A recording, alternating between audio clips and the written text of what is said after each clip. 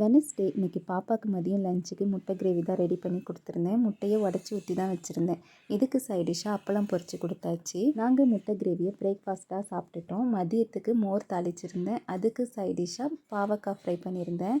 இது எங்கள் வீட்டு வாசல்லே காய்ச்சிருந்த பாவக்காய் தான். ஆனால் இப்போலாம் அதில் காய் குறைஞ்சி போச்சு. குக்கிங் ஒர்க்லாம் முடிச்சுட்டு நான் டிசைன் வேலைக்கு கிளம்பிட்டேன். கொஞ்சம் கிராசரிலாம் வாங்க வேண்டியது இருந்தது. போகிற வழியில் கரும்பு ஜூஸ் குடிச்சிட்டு அதுக்கப்புறமா விஎஸ்ஆர் மாலுக்கு வந்துட்டோம்.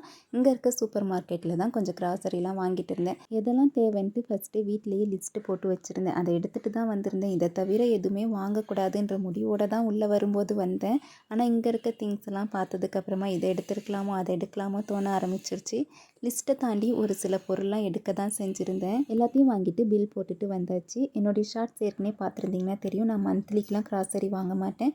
ஒரு வாரம் விட்டு ஒரு வாரம், அப்படி இல்லைன்னா 2 வாரத்துக்கு ஒரு தடவை தான் வாங்குவேன். அதனால் எல்லாமே சின்ன சின்ன பாக்கெட்டாக தான் இருக்கும். வாங்கிட்டு வந்த எல்லாத்தையுமே பில் செக் பண்ணிவிட்டு என்னை எடுத்து வைக்கணும்.